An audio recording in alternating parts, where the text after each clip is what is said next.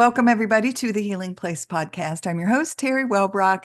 I know I say it all the time, but I'm smiling big again because I have these fabulous pre-record conversations with folks, and I get so excited because I want to say everything we just said and get it on the air for all of you to tune in and listen to.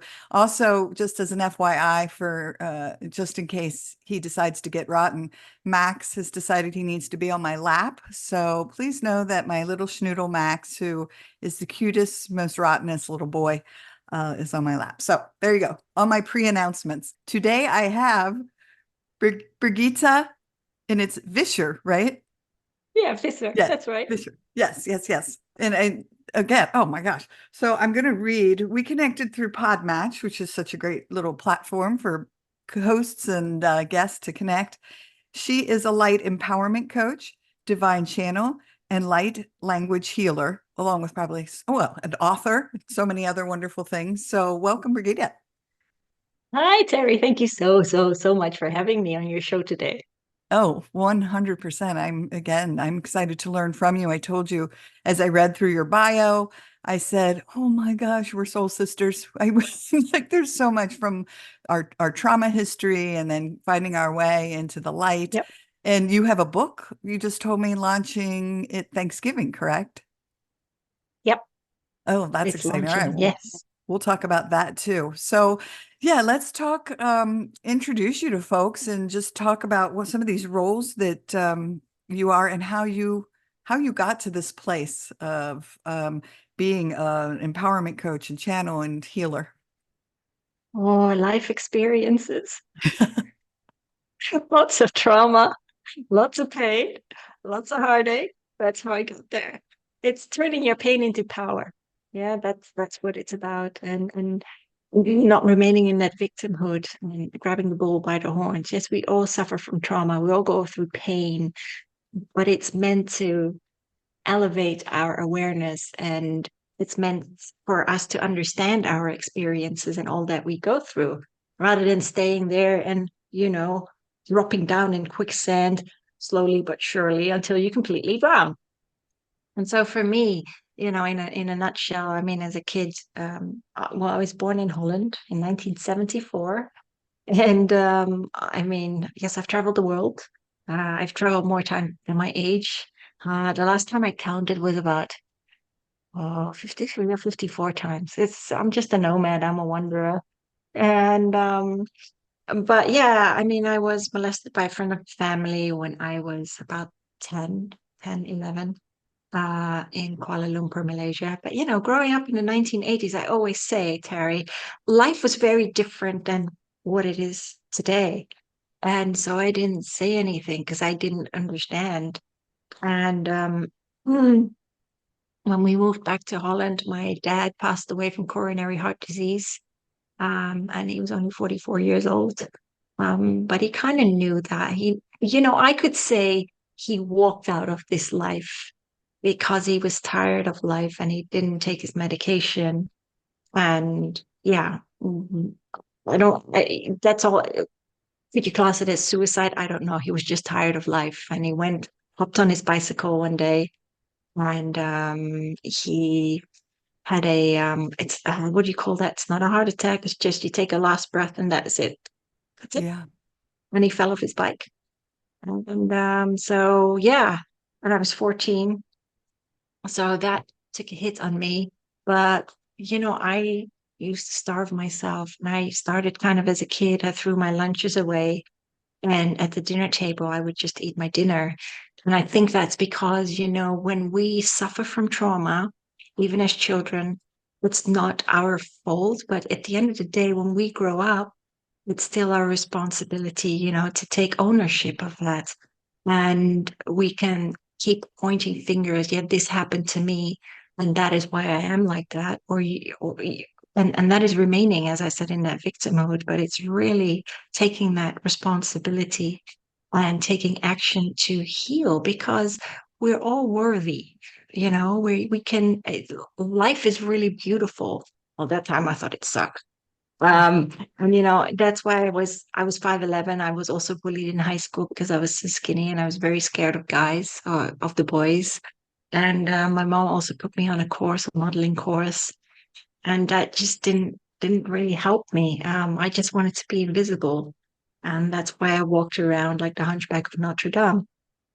And and even though I did this course, the modeling industry, as I found out, it's very fickle, it's very superficial. I mean, I was assaulted in the modeling industry by a hairdresser. And you know, when you're at that age when you leave school, and I was like, yeah, but I really want to make something of myself. And I really want to prove to people that I can be someone. Right? 'Cause that's what I wanted, but it didn't quite work out that way. And it's all about valuing ourselves. You know, we don't have to prove ourselves to anyone, but it took us to figure that out. And so, you know, my stepdad, he died of cancer in 25 when I was 25, and that was really rough for me as well because my mom was leaning on me, and I kind of rolled into drugs for several months. And because it was always like I had to put on my happy face for people because that's what they expected. It's not like, oh, we can't have the sad Birgitta.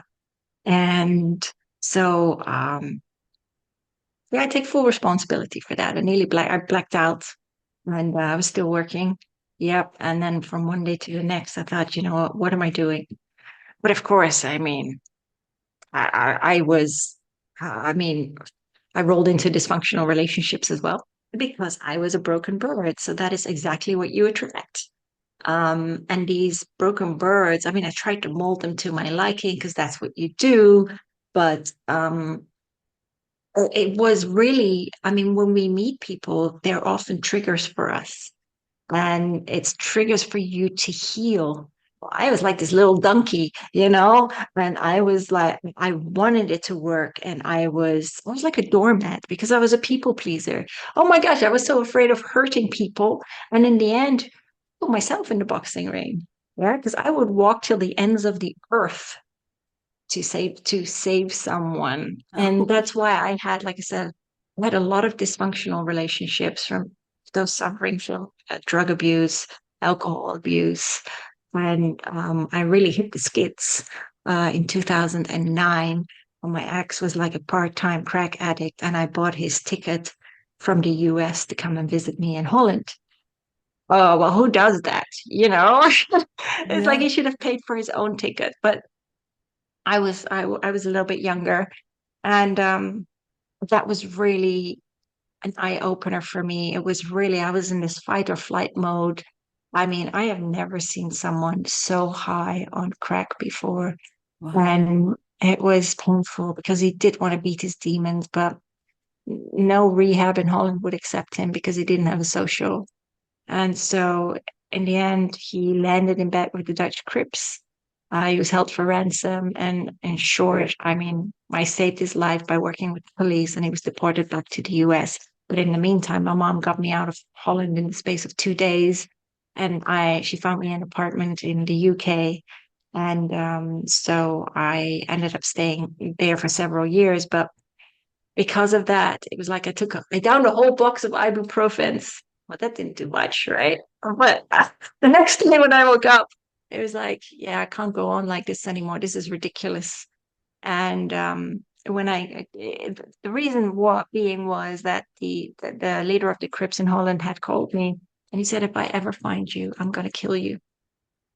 And he said, if I ever find your ex, you will never find him again because he'll be dead in a ditch somewhere. And I just remember that to this day.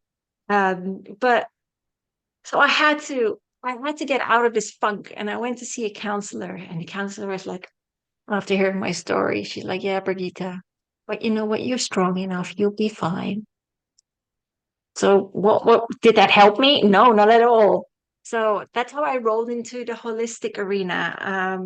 I'd read tarot cards years before, so I wasn't, I mean, of course, I was aware of holistic healing, but I found a Reiki practitioner, and she was amazing, amazing. And that was also the start of me learning Reiki, you know, doing level 1 and 2 in the space of 1.5 years, in the space of a weekend, because it takes time.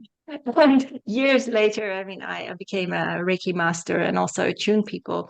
But I started to learn. I just wanted to absorb a lot. I wanted to learn a lot. So I studied many holistic courses, even EFT, the emotional freedom technique. Mhm. Very simple yet very profound. Aroma therapy, holistic nutrition, and many other forms of healing, including Anubis Reiki, angelic Reiki, you name it. And so it was really about, it was a healing process, very much so. And I thought, oh, maybe it's over now. I can relax a little bit. But what the universe is like, your spirit guides are Yes. like. It's like, ooh, well, maybe she's learned from this one. Let's see. We'll put someone else in her path. Put a different wrapping around it, different bow, and see how she unpacks this one. Oh, sugary banana. It goes so well. Oh my God. I'm only sitting here shaking my head and laughing because anyone who's listened to this show knows that I have said these exact same words. Like all the trauma I went through in my youth from, sexual abuse as well, and an alcoholic parent and bank robberies. And I mean, just so much stuff in my very early first 22 years of life. And then I did all this healing work starting in Yeah, 2013 and thought, okay, I moved to this beautiful island in Hilton Head Island, South Carolina, and it was like a dream come true, and it's a very healing island. And said, all right, like I made it through the darkness and I'm in the light. And then the universe said, oh, hold up, you're not done yet. yeah, And here turns out we had moved into this beautifully rehabbed house that, unbeknownst to us, because they lied on the disclosure, had been condemned for toxic mold. And I got very, very, very sick oh my gosh. from mycotoxin poisoning. And so it just brought me to my knees. And so again, I was just having to put everything into practice that I had been talking about on this podcast, that I had been practicing and trying. Like I really had to do the work. Yeah. Um, and so yeah, I totally related is I not to dishearten people who are doing the healing work, like, oh, well, when you get to, a place where you think you're healed, guess what? The universe is going to throw you something else. Yes. Not necessarily, but if you're open to continue learning and continue that soul Yeah. journey. So But I think the beauty about this is, Terry, is that once these things start to happen, it's like a light bulb switches on because you understand that it's an experience that you have to go through. And it's like, okay, why is this happening for me? Not to me, but why is this yes. actually happening for me? What can I learn from this? How can I move forward? How can I come to a better place? And I've learned that, I've understood that over the years. And even though, when I was in the US in St. Petersburg and, my ex was terrible, he moved from an hour away to two doors down. And he was very controlling, always wanting to see where I was going. And I mean, I was working like crazy. But again, this is me, mea culpa. It's like, he couldn't pay his bills. And so, yes, I had a mortgage-free home, but he was renting. And so often I would help him out or get him his groceries because he wasn't working. He had a reckless, he's doing very well now. But yeah, at the time, it was just, I was also enabling him. And again, I put myself in the boxing ring. But even though I sold my home to get away from him, bought another one, was a bit of a money pit. I was often crying so hard on the floor and screaming at the universe, saying, I don't want to go on like this anymore. I just don't. And finally, I saw this little breadcrumb. My sister had given this to me, and she's like, do kambo. And I did. Kambo is a shamanic frog medicine. And I did, and I went, didn't really do any research because if I do, I kept my expectations on healing, and I didn't do that.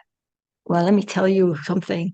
I was sitting there, and the shaman, who's like, he burns 4 dots into my leg, puts the frog poison on me, and instantaneously I just started purging. You also have to drink 2 liters of water, and I was purging so much. It took me like 4 hours because my ego was really battling me. And yeah, so when I had to get up to the toilet, he would just help me because he's so used to it. And yeah, I did it a second time several weeks later, but it was really profound for me because I was so clear in my head that I made up a list of all the things that I wanted to do. So I wanted to go skydiving because yeah, my height, because of my height, but not because of my height, because of heights, you know, and Yeah. 13,000 feet. Yeah, I jumped, and it's really amazing how we, in the midst of our drama, we don't see that it's actually so minute, because it is from above. You see the world is just like, I mean, it's so tiny, and we make a farce out of everything. And yeah, that was very profound for me. I mean, I went to see a healer. She is an Akashic record healer. She's still my mentor. And it was only because spirit nudged me to go to this fair, and I'm like, I'm not going. And they kind of like, was almost like they kicked me out of my house, and they said, you're going to that fair.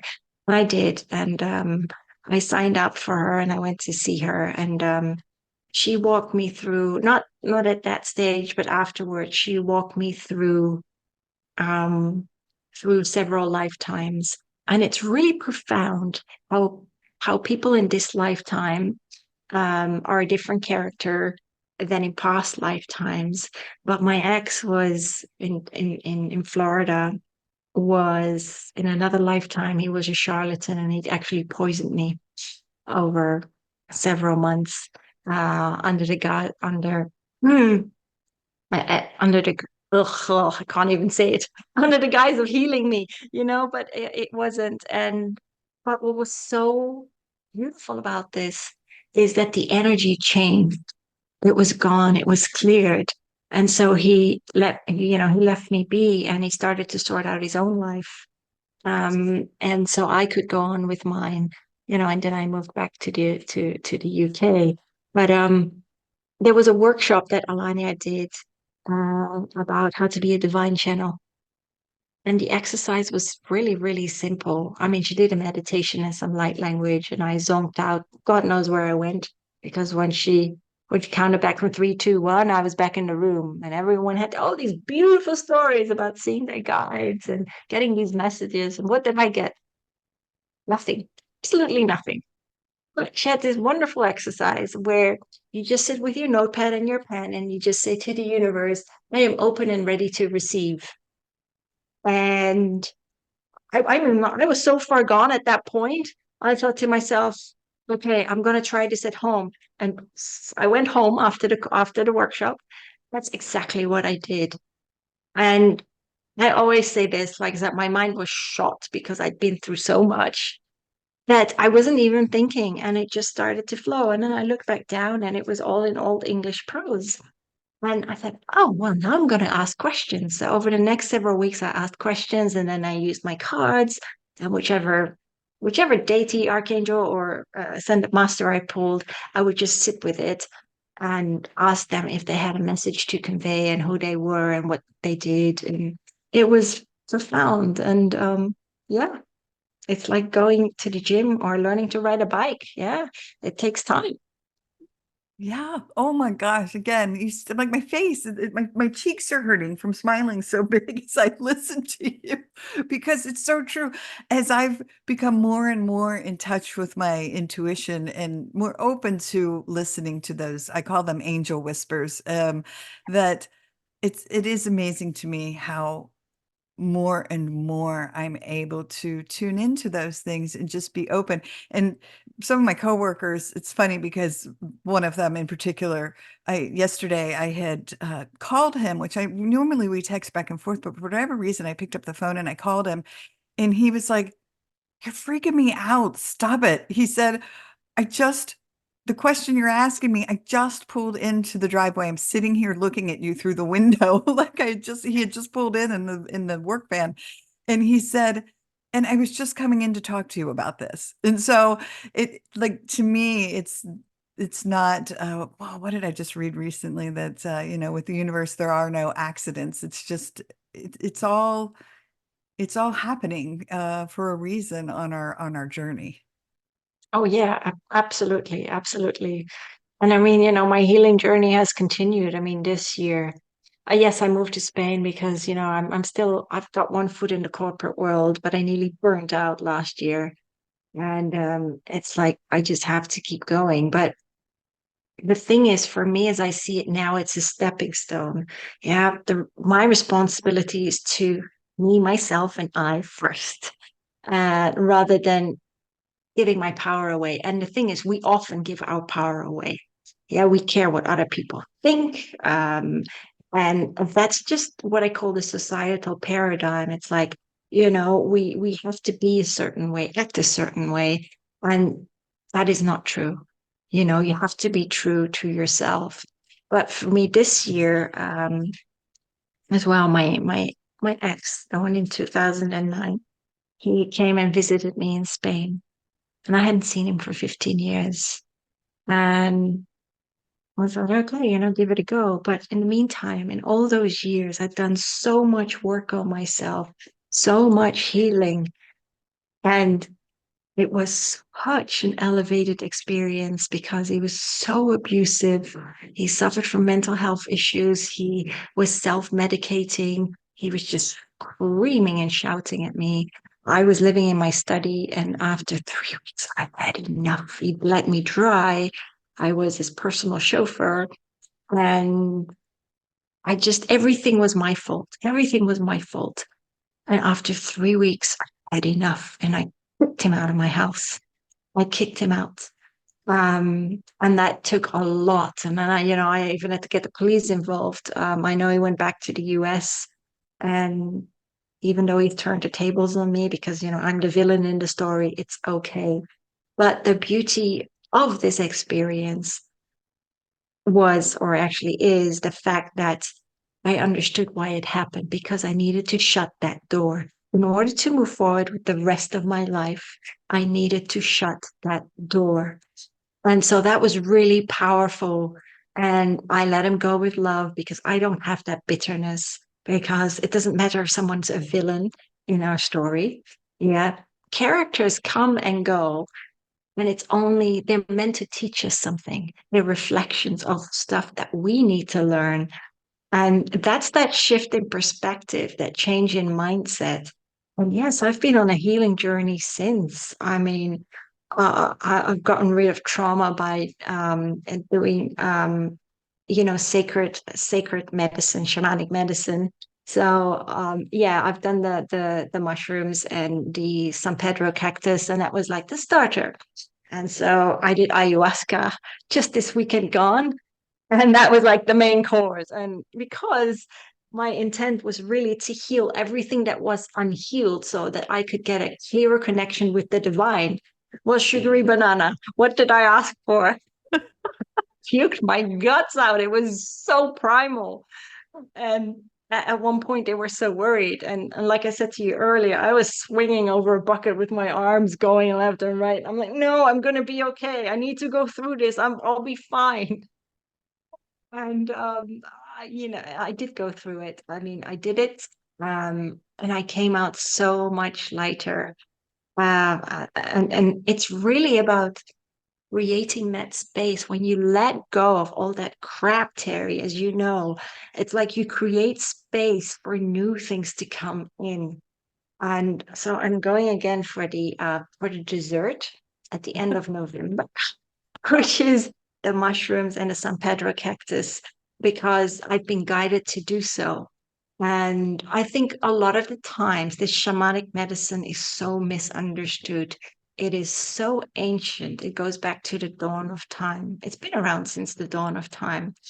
It's just that, a lot of it's been over time with drugs, if you want to call it that. It's been abused, it's been chemicalized, and it's been Right. abused. Um, so it's been very, very profound for me, and I'm nothing but grateful. Yes. Wow. Well, again, I'm sitting here just mesmerized. I told you and I don't know if I told you beforehand because I'm so enthralled with your story that I'm like, did I tell her before or did we talk about it here? That I had done the harmonic egg here on in the Hilton Head area. And it was oh my gosh, I'm so drawing the blank on, but anyway, it was like light and sound and I was taken to other universes and Yeah. taken to the void. And like, it is amazing how when I stepped out of that, I've been 3 times now, but that first one was just Wow. so like, whoa. Um, because I walked out, you're right, feeling so much lighter as if I cleared that gunk out Yep. and it did allow for more to then come in. Yep. But when you clear the gunk out, it's like it allows more light to come in. Yep. Yeah, Yes. And what I realized as well, what I really felt, yes, I saw the sacred geometry, but when I was that's the puking my word. gut out, didn't really care about that. But the Lemurians came through with codes, and it's just a dolphin energy. And I was going blank onto the bed because I couldn't even sit straight. Can So imagine. I couldn't even hold a bottle of water. So the trip sitter, one of the trip sitters, bless his heart, he was such a beautiful soul. And he just put the bottle to my mouth. And so I drank and drank and then blah, yeah, puked it out. But it just there was so much stuck in my heart chakra area. It needed to be released. But when I did the psilocybins, the mushrooms in San Pedro cactus, that was profound for me because in that moment you understand that you are one with everything and that everything is connected, that we're all sacred geometry. And we're energy. And it was just amazing to understand that concept, to actually see it, because people can say it to you, but it was actually just feeling it and being right in the middle of it. So that was also a very profound experience. And I don't know, yeah, for me, everything, we're here to return to that love for ourselves and one another, and to learn about what life is all about, because it ain't a 9 to 5 job, no. but whatever floats your boat. And it's really an understanding that we are manifestors, that we are divine alchemists, and that we weave the magic through our energy because we are energy. And the way that we direct it, we can manifest anything that we want because that's how powerful we are. But we've been made to believe that we are not. Yeah. And that's through the matrix, this societal paradigm. Yes. So I have to ask, only because I've never heard the term, and I've heard you mention it 2 or 3 times now. Lemurian. What is that? So you had Atlantis, Yes. and before that, you had Lemuria, another civilization, but they kind of bled into one another. So the Lemurian energies is all about, yes, uh-huh.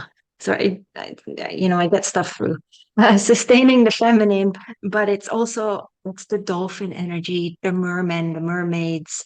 It's very, very gentle, very different to Atlantean energy. And then, of course, you have many of the galactics. But yeah, it's Yeah, very beautiful, very I had gentle. someone once tell me, Terry, you're a Palladian star seed. And I was like, Yeah, what the heck's a Palladian star yeah, seed? And then I started to research it and it was like yes, the top 25 signs you're a Palladian star seed. And all 25, I was like, oh my gosh, yes. very cool. Yeah. So I thought that was really cool. So I started researching and reading up on that. And it was really, really awesome. So yeah, I'm so glad. Thank you for teaching me about that. And what's really cool when you say the dolphin energy is I've said this story a couple times, but I'm going to repeat it really quick. So when I was really, really sick and wasn't quite sure I was going to make it through this mold poisoning, um, Yep, I had gone up to do a meditation in our we have a little beach, a little private beach in our neighborhood. And so I had gone up there and it was weird because it was very isolated. Nobody was there but me. And it's normally people and dogs, and, people walking their yep, dogs and all that fun stuff. So I was sitting there and meditating and I just said, I just please God, angels, Jesus, universe, whoever's listening, like somebody, I just need a sign that I'm on the right path, that I'm yep, going to heal from this. And I said, and I closed my eyes and I said, if you could send me some dolphin of hope um, as a sign, I would very much appreciate it. Thank you. And So I had my eyes closed and I said, okay, dolphin, I'm ready for you. And I opened my eyes. And as I opened my eyes, what appeared to be 20 dolphin fin, I'm sure it was only like five, because they come up and go back down, Yeah. popped out of the water right in front of me where I was sitting looking out over the water. And I just remember like my whole body started shaking and I was just sob crying. And I was like, okay, all right, thank you. Like I asked for it, you gave it to me. Yes. And then Yeah. again, another shift happened. Like at that point, I stopped questioning and just said, all right, I just need to follow the signs of how to continue this healing. Yeah. Um, yeah. And I did. I got so much better. I have a lingering rash that I'm still working on, but other than that, all of my labs are back to normal. So yeah, That's thanks. amazing. I call them my dolphin of hope. Anytime I see dolphin when we're, out at the ocean or if we're driving over a bridge, I'm on an Yeah. island, I see dolphin. I always smile and get a tear in my eye because I'm like, hi, my dolphin of hope. Like I just like it's so cool. Yeah. That's So really yeah, beautiful. thanks. Thanks for letting Yeah. me share. Yeah. No, of course. Yeah. Yeah. I So now do you work with people individually? Do you or do you do group or how do you engage with folks? um right now it's individual. Eventually I will do groups. My light language has also been tuning up, and which is what I really love. It's almost right now is I'm a little bit in a vacuum, but that's good. Um, but yeah, normally it's one on one, via Zoom, or people come here to my place here in Spain if they live in the vicinity, and it's always very very different. With the light language, it just when it flows, I will could either get past lives come through, but I also get messages, and yeah, it's every experience is unique. Yeah. But Oh my. people have gotten rid of their fears. I've had someone that was able to walk again. And yeah, you just have to be open and receptive to it. And just because what I do may not resonate with other people, that's okay. You have to do what resonates with your soul, with your spirit, and and heal. I think that's the key thing. The key thing is to, if you want a better life, then you've got to take the first step. Yeah. And I always say, embrace yourself, hug it out with yourself. Because you are loved. So yeah, Yes. that's the light language part. And yeah, the channeling comes very, very natural to me these days. Yeah. Oh, you're teaching me so much. I've not heard of light language before. You want to So hear it? yes, I mean, that to me is just such like as soon as every time you say it, it just resonates with me on such a soul level. And I've not heard Yeah. heard anyone call it that before. So on a conscience level, it's gonna sound gibberish. But on a cellular level, your soul understands the light codes just beautifully. And so for people that have never heard it, when I start, I always say to them, just allow for the codes to flow without and within. Don't even think about it. Just absorb them, and Yeah. that's it. So yeah, if there is an intent, or if there's anything you want to work on, or if there's anything, for your listeners, Okay. Do I say it out loud or is everybody just yeah, kind of what do you want? thinking? Love, peace, and clarity? No. I want continued signs on how to help my skin heal on the final step of this journey. So yeah.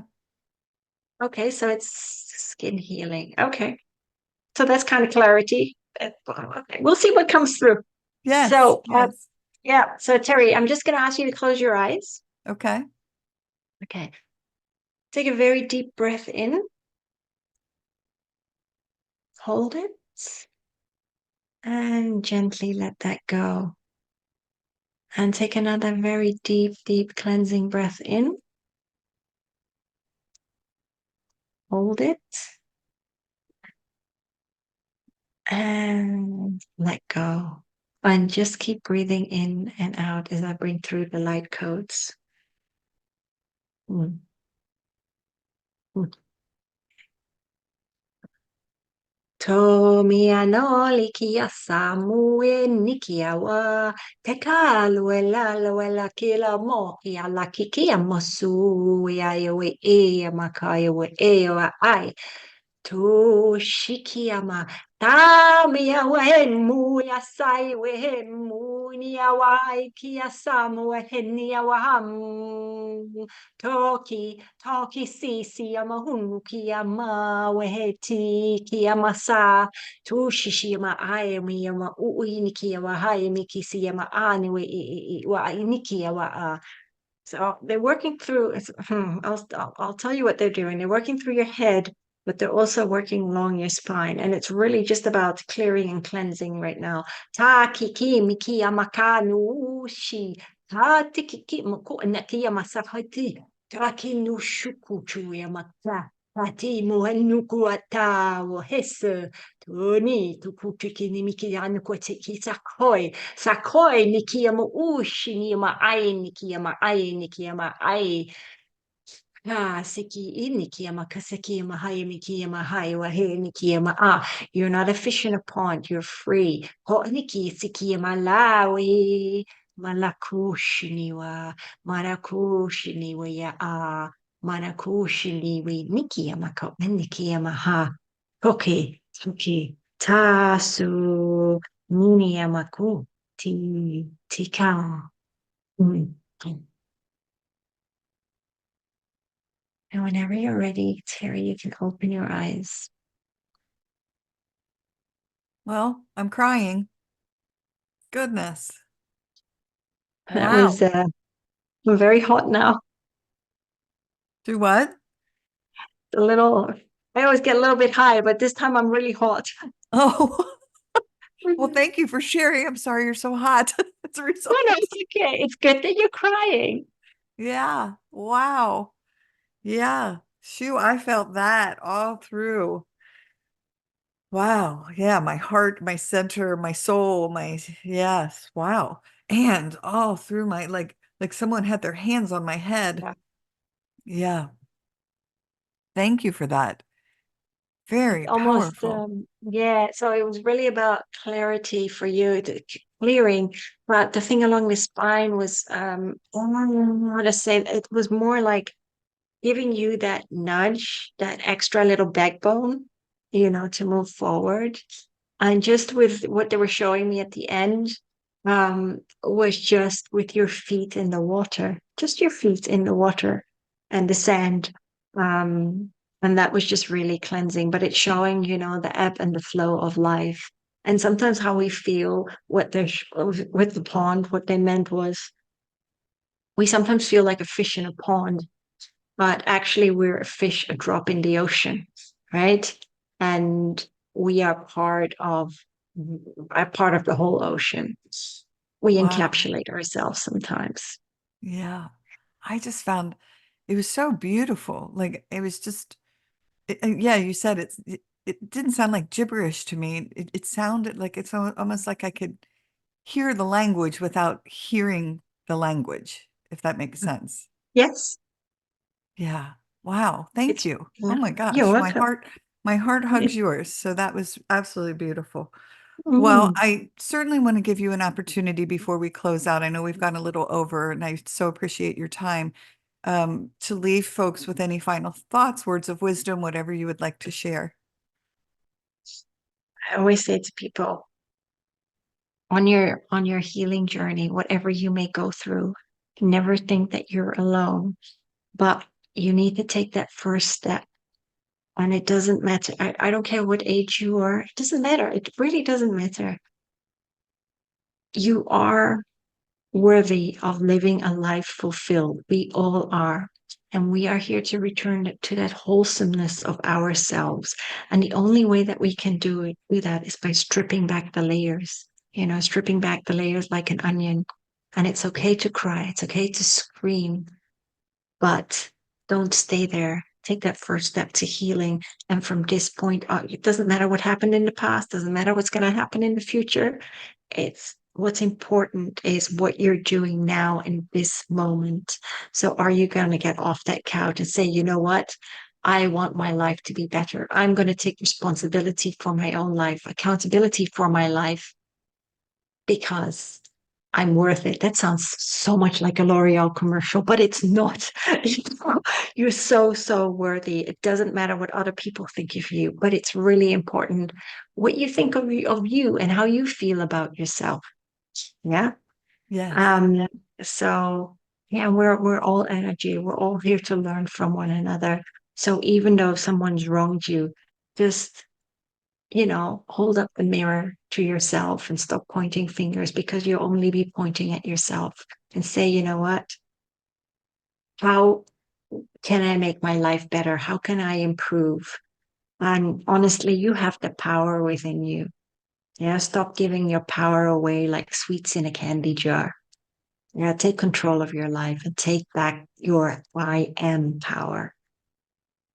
Yes. Wow. Well, thank you. And what a beautiful note to end on. And I say amen and hallelujah. So how do folks connect with you? Where do they find you?